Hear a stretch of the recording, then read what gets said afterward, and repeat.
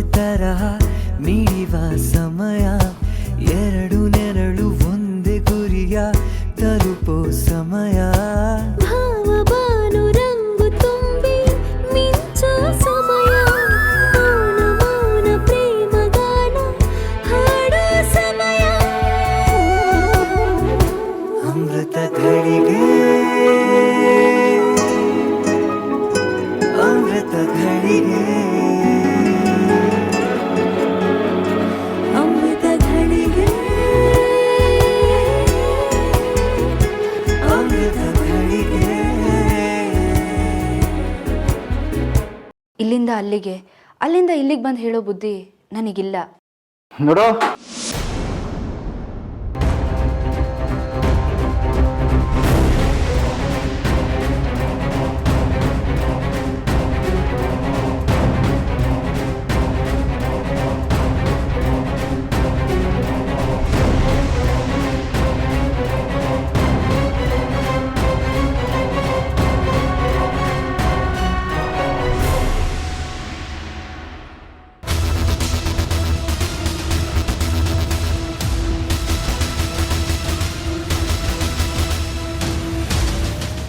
Sir, ಇದು property document. ಹೌದು, ಇದು ನನ್ನ ಹೆಸರಲ್ಲಿರೋ ಸೈಟ್ ಪೇಪರ್ಸು. ಮತ್ತೆ ಯಾಕೆ ಹೀಗೆಲ್ಲ? ನಿನ್ಗೆ ಯಾಕದಲ್ಲ, ನಿನ್ನ ಪಾಡಿಗೆ ನೀನಿರೋ. ಸರ್, ನೀವೇನೋ ಕಷ್ಟದಲ್ಲಿದ್ದೀರಾ ಅಂತ ನಿಮ್ಮನ್ನು ನೋಡಿದ್ರೆ ಯಾರು ಬೇಕಾದರೂ ಹೇಳ್ತಾರೆ. ಖಂಡಿತ ನನ್ನ ಕೈಲಾದ ಸಹಾಯನ ನಾನು ಮಾಡ್ತೀನಿ. ಸರ್, ನನಗೆ ಒಡ ಹುಟ್ಟಿದ ಅಣ್ಣ ತಮ್ಮಂದರು ಯಾರೂ ಇಲ್ಲ. ಆದರೆ ನಿಮ್ಮ ಮನೇಲಿ ನೋಡಿದ್ರೆ ನನಗೆ ಆ ಭಾವನೆ ಬರುತ್ತೆ. ಪ್ಲೀಸ್ ಸರ್, ನನ್ನ ಮೇಲೆ ನಂಬಿಕೆ ಇಡಿ. ಸರ್, ಎಷ್ಟೋ ಸತಿ ನಾವು ಆತಂಕದಲ್ಲಿದ್ದಾಗ ನಾವು ಒಂದೇ ರೀತಿ ಯೋಚನೆ ಮಾಡ್ತಾ ಇರ್ತೀವಿ. ಆದರೆ ಸ್ನೇಹಿತರ ಹತ್ರನೋ ಅಥವಾ ಆತ್ಮೀಯರ ಹತ್ರನೋ ಹಂಚ್ಕೊಂಡ್ರೆ ಎಷ್ಟೋ ಸತಿ ಆ ಸಮಸ್ಯೆಗೆ ಪರಿಹಾರಕ್ಕೆ ಹೊಸ ಹೊಸ ದಾರಿಗಳು ಸಿಗುತ್ತೆ. ನೋಡು, ಏನೋ ನೀನು ಎಷ್ಟು ಹೇಳ್ತಿದ್ಯಾ ಅಂತ ನಿನ್ನನ್ನು ನನ್ನ ತಂಗಿ ಅಂತ ತಿಳ್ಕೊತೀನಿ. ನೋಡು, ನಾನು ಸಾಲದ ಸುಳಿಯಲ್ಲಿ ಸಿಕ್ಕಾಕೊಂಡಿದ್ದೀನಿ.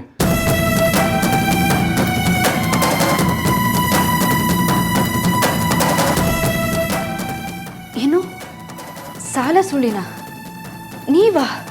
ಆದರೆ ಸಾಲ ಮಾಡಿದ್ದು ನನಗೋಸ್ಕರ ಅಲ್ಲ, ಒಬ್ಬ ಸ್ನೇಹಿತನಿಗೋಸ್ಕರ. ಅವತ್ತೊಂದು ದಿವಸ ಅವನು ನನ್ನ ಹತ್ರ ತನ್ನ ಕಷ್ಟ ಹೇಳ್ಕೊಂಡ. ಅವನ ಕಷ್ಟ ಕೇಳಿ ನನ್ನ ಕರುಳು ಚುರುಕಂತು. ಅವನು ಬೇರೆ ಏನು ಕೇಳಲಿಲ್ಲ. ಅವನು ಕೇಳಿದ್ದು ಒಂದೇ, ಫಿನಾನ್ಸ್ ಕಂಪ್ನಿಯಲ್ಲಿ ಸಾಲ ತೊಗೊಳಕ್ಕೆ ಶ್ಯೂರಿಟಿ. ಅಷ್ಟೇ ತಾನೇ ಅಂತ ನಾನು ಒಪ್ಕೊಂಡೆ. ಅವನು ನಾನು ಸಾಲ ತೀರಿಸ್ತೀನಿ, ನೀನು ಸೈನ್ ಹಾಕಿದ್ದನ್ನ ಮರ್ತೇ ಬಿಡು ಅಂತ ಹೇಳ್ದ. ನೀನು ಮಾಡಿದ ಉಪಕಾರನ ನಾನು ಯಾವತ್ತೂ ಮರೆಯಲ್ಲ ಅಂತಲೂ ಹೇಳಿದ್ದ.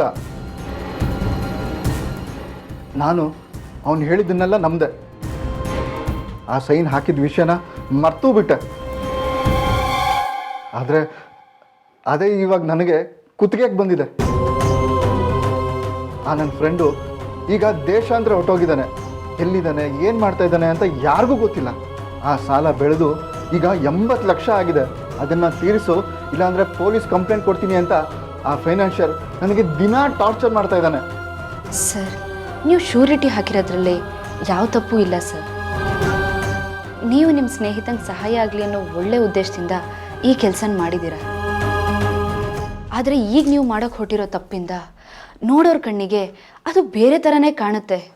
ಮತ್ತೆ ನಾನೀಗ ಏನು ಮಾಡಲಿ? ಅಮ್ಮನಿಗೆ ನನ್ನ ಮೇಲೆ ನಂಬಿಕೆನೇ ಇಲ್ಲ. ಇನ್ನು ಅಣ್ಣ ಅಮ್ಮ ಹಾಕಿದ ಗೆರೆನೇ ದಾಟಲ್ಲ. ಅಮ್ಮನ ಹತ್ರ ಈ ವಿಷಯನ ಹೇಳಿದ್ರೆ ನಿನಗೆ ಸರಿಯಾಗಿ ವ್ಯವಹಾರನೇ ಮಾಡೋಕ್ಕೆ ಬರಲ್ಲ, ಇನ್ನು ಬೇರೆಯವ್ರ ವಿಷಯದಲ್ಲಿ ಯಾಕೆ ವ್ಯವಹಾರ ಮಾಡಿದೆ ಅಂತ ನನ್ನನ್ನೇ ಬೈತಾರೆ. ನೋಡಿ, ಬೀಸೋ ದೊಣ್ಣೆಯಿಂದ ತಪ್ಪಿಸ್ಕೊಂಡ್ರೆ 1000 ವರ್ಷ ಆಯಸ್ಸು ಅಂತ ಹೇಳ್ತಾರೆ. ಈಗ ಸದ್ಯಕ್ಕೆ ಆ ಫೈನಾನ್ಷಿಯರ್ನ ಒಂದು ದಿನ ಇಲ್ಲಿಗೆ ಕರೀರಿ ಸರ್. ನಾವು ಏನು ನೆಗೋಷಿಯೇಟ್ ಮಾಡ್ಬೋದು ಅಂತ ಕೂತು ಮಾತಾಡೋಣ. ಮುಂದಿಂದು ಹೇಗೆ ಏನು ಅಂತ ಆಮೇಲೆ ಯೋಚನೆ ಮಾಡೋಣ. ನೋಡು ಅಮೃತ, ನನಗಿಷ್ಟು ಧೈರ್ಯ ಕೊಟ್ಟಲ್ಲ, ನೀನು ಉಪಕಾರನ ನಾನು ಯಾವತ್ತೂ ಮರೆಯಲ್ಲ. ತುಂಬ ಥ್ಯಾಂಕ್ಸ್.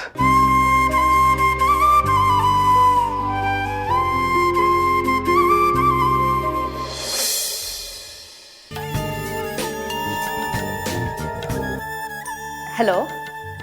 ಹಲೋ, ಹೇಗಿದ್ದೀರಾ? ಏನು ಸಮಾಚಾರ? ಫ್ರೀ ಇದ್ದೀರಾ?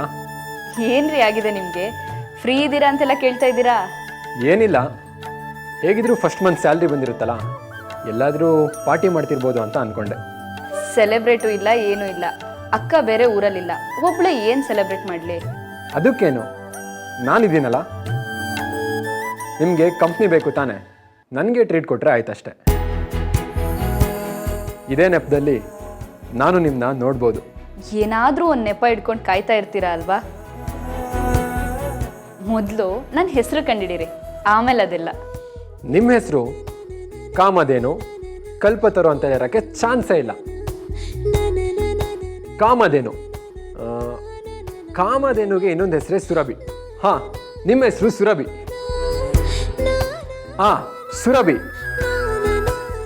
ಎಸ್, ನಿಮ್ಮ ಹೆಸರು ಸುರಭಿ, ಕರೆಕ್ಟ್ ತಾನೆ? ಅಲ್ಲ, ಬೆಟರ್ ಲಕ್ ನೆಕ್ಸ್ಟ್ ಟೈಮ್. ಛೇ, ಮಿಸ್ಡ್ ಇಟ್. ನೋಡಿ, ಇದೇ ಎಕ್ಸೈಟ್ಮೆಂಟು ನನಗೂ ನಿಮ್ಮನ್ನು ನೋಡೋ ವಿಷಯದಲ್ಲಿದೆ. ಆದರೆ ಆ ಭೇಟಿ ನಾವು ಫಿಕ್ಸ್ ಮಾಡೋದಲ್ಲ, ಆ ದೇವರೇ ಮನ್ಸು ಮಾಡಿದ್ರೆ ಮಾತ್ರ ಆಗೋದು ಅಂತ ನನಗನ್ಸುತ್ತೆ. ಹಾಗಂತ ಎಲ್ಲ ಬಾರನ್ನು ದೇವ್ರ ಮೇಲೆ ಹಾಕೋಕ್ಕಾಗುತ್ತಾ? ಪಾಪ ಅವ್ನು ಬ್ಯುಸಿ ಇರಲ್ವೇನ್ರಿ? ಒಳ್ಳೆ ಕತೆ ರೀ, ತುಂಬ ಚೆನ್ನಾಗಿ ಮಾತಾಡ್ತೀರಾ ನೀವು. ಈಗ ನೋಡಿ, ಒಂದು ನಂಬರ್ ಮಿಸ್ ಆಗಿ ನೀವು ಮಾಡಬೇಕಾಗಿರೋ ಕಾಲ್ ಅವ್ರಿಗೆ ಹೋಗದೆ ನನಗೆ ಬಂತು. ಮಾತಾಡ್ತಾ ಮಾತಾಡ್ತಾ ನಾವಿಬ್ಬರು ಸ್ನೇಹಿತರಾಗಿದ್ದೀವಿ. ಹೀಗೆ ಆಕಸ್ಮಿಕವಾಗಿ ನಮ್ಮ ಭೇಟಿ ಕೂಡ ಆಗಬೇಕು ಅಂತ ಹೇಳ್ತಿದ್ದೀರಲ್ವಾ? ಒಟ್ಟಿನಲ್ಲಿ ಮುಂದಕ್ಕೆ ಹಾಕ್ತಾನೆ ಇರಿ ನೀವು. ಈಗೇನು, ನಾವಿಬ್ಬರು ಭೇಟಿ ಮಾಡಿ ಒಬ್ರನ್ನೊಬ್ರು ನೋಡಿ ಮುಖಾಮುಖಿ ಸೊಟ್ಟುಗಿದ್ದು ಒಬ್ರಿಗೊಬ್ರಿಗೆ ಇಷ್ಟ ಆಗಿಲ್ಲ ಅಂದರೆ ಹಾಗೆ ಓಡೋಗ್ಬಿಡೋಣ ಅನ್ನೋ ಪ್ಲ್ಯಾನ ನಿಮ್ಮದು? ರೀ, ಏನ್ರಿ ನೀವು ಹೀಗೆ ಹೇಳ್ಬಿಟ್ರಿ? ನನಗೆ ನೀವು ಇಷ್ಟ ಆಗಿದ್ದು ನಿಮ್ಮ ಮನಸ್ಸಲ್ಲಿರೋ ಎಲ್ಲರ ಮೇಲೆ ಪ್ರಾಮಾಣಿಕವಾದ ಪ್ರೀತಿ ಕಾರಣದಿಂದ, ನಿಮ್ಮ ತಂದೆ ಬಗ್ಗೆ ಹಾಗೆ ನಿಮ್ಮ ಚಿಕ್ಕಮ್ಮನ ಬಗ್ಗೆ ಇರೋ ಅಕ್ರೆ ಕಾರಣದಿಂದ. ಮನಸ್ಸು ಚೆನ್ನಾಗಿದ್ರೆ ಅದು ಮುಖದಲ್ಲಿ ಕಂಡೇ ಕಾಣುತ್ತೆ ಅಂತ ನಂಬಿರೋ ನಾನು. ನೀವು ಅದೇ ಥರ ಅನ್ನೋ ನಂಬಿಕೆ ಮೇಲೇ ನಾನು ನಿಮ್ಮ ಹತ್ರ ಇಷ್ಟೊಂದು ಮಾತಾಡ್ತಾ ಇರೋದು. ನೋಡಿ, ಕಾಲ ಕೂಡ ಬಂದಾಗ ನಮ್ಮಿಬ್ಬರು ಭೇಟಿ ಖಂಡಿತ ಆಗುತ್ತೆ ಬಿಡಿ. ತುಂಬ ಸಮಯ ಆಯಿತು, ನೀವು ಮಲ್ಕೊಳ್ಳಿ ಈಗ. Good night. Good night. ಅಮೃತ ಘಳಿಗೆ, ಅಮೃತ ಘಳಿಗೆ, ಅಮೃತ ಘಳಿಗೆ, ಅಮೃತ ಘಳಿಗೆ.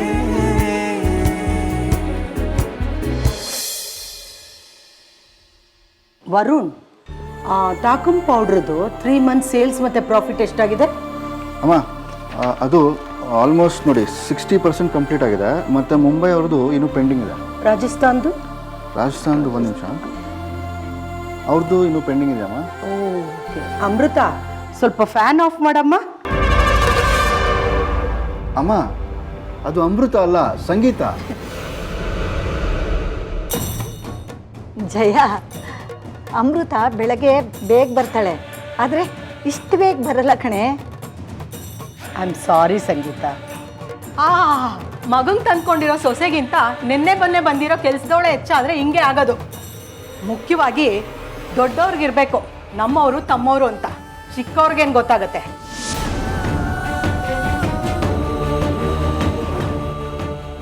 ಬೆಳಗ್ಗೆ ಇದ್ದು ರಾಮ ಕೃಷ್ಣ ಅಂತ ಹಾಡು ಕೇಳಬೇಕು. ಅದು ಬಿಟ್ಟು ಹೋಳಿ ಜಗಳಕ್ಕೆ ಹುಂಜ ಕಾಲು ಕೆರ್ಕೊಂಡು ಬರೋ ಥರ ಜಗಳಕ್ಕೆ ಬರಬಾರ್ದು. ಹೌದೌದು, ನಾನು ಮಾತಾಡಿದ್ರೆ ಅದು ಜಗಳ, ಅದೇ ಆ ಕೆಲ್ಸದವಳು ಮಾತಾಡಿದ್ರೆ ಮುತ್ತು ವಜ್ರ ವೈಡೂರ್ಯ ಅಲ್ವಾ? ಏನೋ ನೀವು ಹೇಳ್ತಿದ್ದೀರಾ ಅಂದರೆ ಅದು ನಿಜನೇ ಇರಬೇಕು ಬಿಡಿ. ಸುಮ್ಮನೆ ಯಾಕಮ್ಮ ಮಾತಾಡ್ತೀಯಾ? ನಮ್ಮ ಅತ್ತೆ ಈಗ ನನ್ನ ಹೆಸರು ಮರ್ತಿದ್ದಾರೆ. ಇನ್ನು ಸ್ವಲ್ಪ ದಿನ ಹೋದರೆ ನಾನು ಇರೋದನ್ನೇ ಮರ್ತು ಬಿಡ್ತಾರೆ.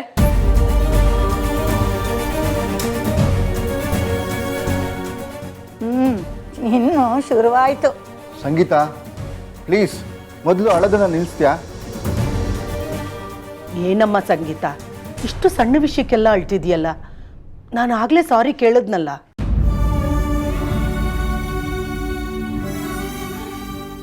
ಸರಿ, ಇನ್ನೊಮ್ಮೆ ಹೇಳ್ತೀನಿ.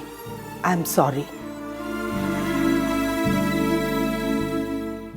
ಆಹಾ, ಮಗುನ್ ಚಿವುಟೋದು ಅದೇ ಕೈಯಲ್ಲಿ, ತೊಟ್ಲು ತೂಗೋದು ಅದೇ ಕೈಯಲ್ಲಿ. ಮನ್ಸಿಗೆ ನೋವು ಮಾಡಿ ಸಾರಿ ಕೇಳಿದ್ರೆ ಏನು ಬಂತು ಪ್ರಯೋಜನ? ಸಂಗೀತ, ನಿಮ್ಮ ಅಮ್ಮನಿಗೆ ಬಾಯಿ ಬಿಗಿ ಇಟ್ಕೊಂಡಿರೋದಕ್ಕೆ ಹೇಳೋ. ಅದೇನು ಬಾಯೋ ಬಚ್ಚಲ. ಸಂಗೀತ, ನೀನೇನೇ ಹೇಳು, ಈ ಮನೇಲಿ ಕೆಲಸದವ್ರಿಗೆ ಇಂಪಾರ್ಟೆನ್ಸ್ ಜಾಸ್ತಿ. ಅಯ್ಯೋ ಯಾಕಮ್ಮ ಹೇಳ್ತೀಯಾ? ನಮ್ಮ ಅತ್ತೆಗೆ ಅಮೃತ ಅಂದರೆ ಇಷ್ಟ, ಅದಕ್ಕೆಲ್ಲ ಬೇಜಾರು ಮಾಡ್ಕೊಳಕ್ಕಾಗತ್ತಾ? ಸಂಗೀತ, ನಂಗೆ ಯಾಕೋ ಅವಳು ನಿಂಗೆ ಓರ್ಗಿತಿಯಾಗಿ ಬರೋ ದಿನ ಹತ್ರದಲ್ಲೇ ಇದೆ ಅಂತ ಅನ್ನಿಸ್ತಿದೆ.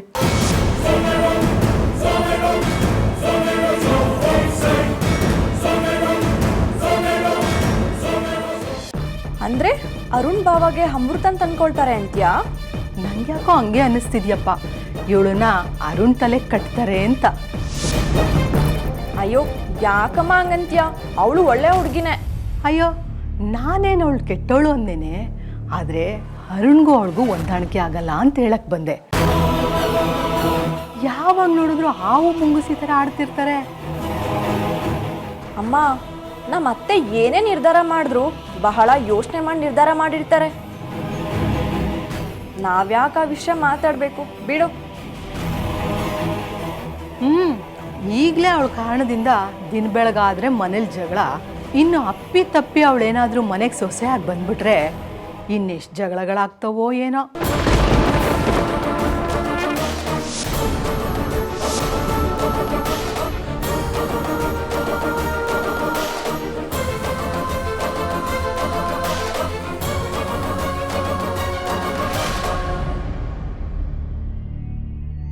ಏಯ್, ಇವತ್ತು ತುಂಬ ಸಂತೋಷ ಆಗಿರ್ಬೇಕಲ್ವಾ? ಸಂತೋಷನಾ? ಯಾಕೆ? ನಾವು ಅನ್ಕೊಂಡಂಗೆ ಆದರೆ ಸಂತೋಷನೇ ತಾನೆ. ರೀ, ನೀವೇನಾದರೂ ಮಾನವ ಹೃದಯ ಪಠಣ ಮಂಥನ ಸೂತ್ರ ಕಲ್ತಿದ್ದೀರಾ? ಮಾನವ ಹೃದಯ ಪಠಣ ಮಂಥನ ಏನಿದು? ಯಾರಿಗೆ ಗೊತ್ತು? ಅದೇನೋ ನಾನು ಅನ್ಕೊಂಡಿದ್ದೆ, ಅದಾಯ್ತು ಅಂತ ನನ್ನ ಬಗ್ಗೆ ನನಗೆ ಗೊತ್ತಿಲ್ದಿರೋ ವಿಷಯನ ಬಂದು ನನ್ನ ಹತ್ರನೇ ಹೇಳ್ತಾ ಇದ್ದೀರಾ ಅಲ್ವಾ, ಅದಕ್ಕೆ ಕೇಳಿದೆ. ನೋಡು, ಇಂಥ ಬುದ್ಧಿವಂತಿಕೆ ಎಲ್ಲ ನಮ್ಮಮ್ಮ ನಮ್ಮ ಅಜ್ಜಿ ಹತ್ರ ನಡಿಬೋದು, ಇದನ್ನೆಲ್ಲ ನನ್ನ ಹತ್ರ ಇಟ್ಕೋಬೇಡ. ನೀನು ಬರೋಕ್ಕೂ ಮುಂಚೆ ನಮ್ಮ ಮನೆಯಲ್ಲಿ ಸುಖ, ಶಾಂತಿ, ನೆಮ್ಮದಿ ಎಲ್ಲ ಇತ್ತು. ಅದು ಯಾವ ಗಳಿಗೆ ನಮ್ಮ ಮನೆಗೆ ಬಂದ್ಯೋ ತಾಯಿ ನೀನು? ದಿನ ಬೆಳಿಗ್ಗೆ ಎದ್ದ ತಕ್ಷಣ ಮನೆಯಲ್ಲಿ ಜಗಳ ಶುರು ಆಗುತ್ತೆ. ನಿನ್ನಿಂದ ದಿನ ನಮ್ಮನೆಯಲ್ಲಿ ಬೇಜಾರು, ದುಃಖ. ನಿನ್ನ ನಮ್ಮನೇಲಿ ಕೆಲ್ಸಕ್ಕೆ ಇಟ್ಕೊಂಡಿರೋದೇ ದೊಡ್ಡ ವಿಷಯ. ಅದನ್ನ ಬಿಟ್ಟು ಇನ್ನೂ ಏನಾದರೂ ಪಡ್ಕೊಳ್ಳೋಕೆ ಸ್ಕೆಚ್ ಹಾಕಿದ್ರೆ ಅದನ್ನು ಹೇಗೆ ಹಾಳು ಮಾಡಬೇಕು ಅಂತ ನನಗೆ ಚೆನ್ನಾಗಿ ಗೊತ್ತು. ಹುಷಾರ್. ನೀವೇನು ಮಾತಾಡ್ತಾ ಇದ್ದೀರಾ ಅಂತ ನನಗೆ ಒಂದು ಅರ್ಥ ಆಗ್ತಾ ಇಲ್ಲ. ಸಾಕು, ಈಗ ನನಗೇನು ಗೊತ್ತಿಲ್ಲ ಅಂತ ಹೇಳ್ಬಿಟ್ರೆ ನಂಬಿಡ್ತೀನ? ಯೋಗ್ಯತೆಗೆ ಮೀರಿದ್ನ ಆಸೆ ಪಟ್ಟರೆ ದುರಾಸೆ ಅಂತಾರೆ. ಏನಂತಾರೆ? ದುರಾಸೆ ಅಂತಾರೆ.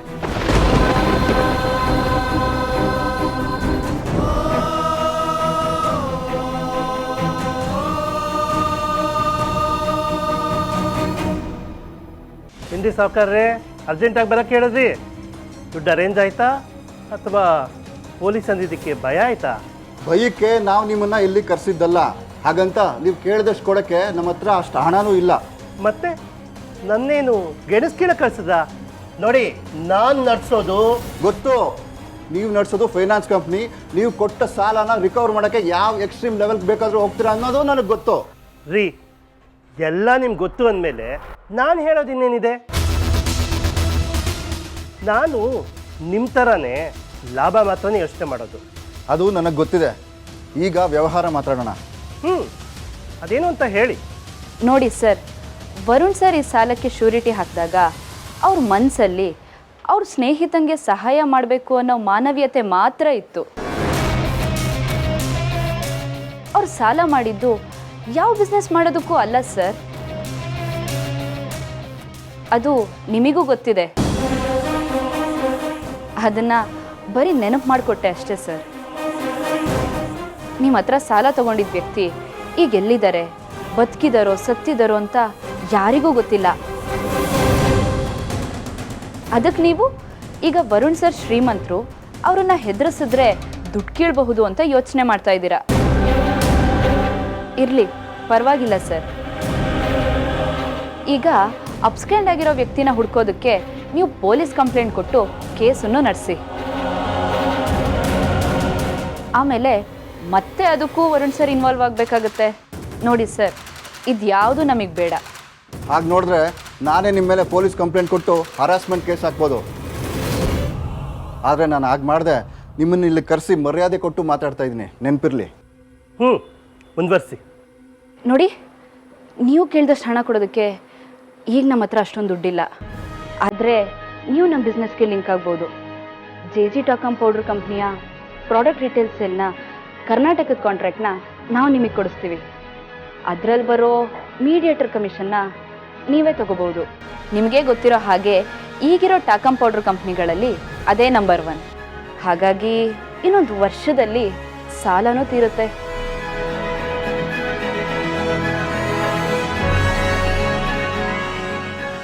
ನೋಡಿ, ಕಾಂಟ್ರಾಕ್ಟ್ ಪೇಪರ್ಸ್ನ ರೆಡಿ ಮಾಡಿಸ್ತೀವಿ. ನೀವು ಹೂ ಅಂದರೆ ಇನ್ನೂ 8 ತಿಂಗಳ ಕಾಂಟ್ರಾಕ್ಟ್ ನಿಮ್ದಾಗುತ್ತೆ.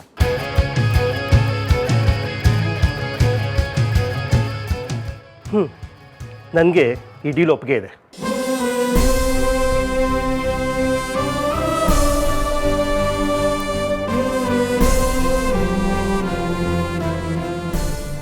ಏನಮ್ಮ, ನೀವು ಚಾರ್ಟೆಡ್ ಅಕೌಂಟೆಂಟಾ? ಇಲ್ಲ ಸರ್, ನಾನು ಅಸಿಸ್ಟೆಂಟ್. ನೋಡಿ, ಆದಷ್ಟು ಬೇಗ ಪೇಪರ್ಸ್ನ ರೆಡಿ ಮಾಡ್ಕೊಳ್ಳಿ, ನಾನಿನ್ನು ಬರ್ತೀನಿ.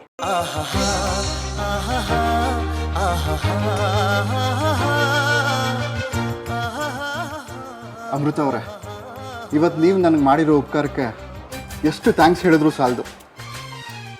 ಇದು ನಿಮ್ಮ ಕೈಯಲ್ಲ, ಕಾಲು ಅಂತ ತಿಳ್ಕೊಳ್ಳಿ. ಅಯ್ಯೋ, ಏನು ಸರ್ ಇದು? ಸರ್ ಸರ್ ಏನು ಸರ್ ಇದೆಲ್ಲ? ಹೀಗೆಲ್ಲ ಮಾಡಬೇಡಿ ಸರ್, ಪ್ಲೀಸ್ ಸರ್.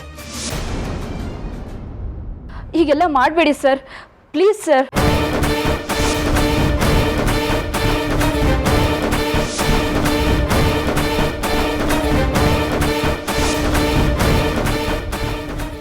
ಹಳಿ ಅಂದ್ರೆ ಏನ್ ನಡೀತಾ ಇದೆ?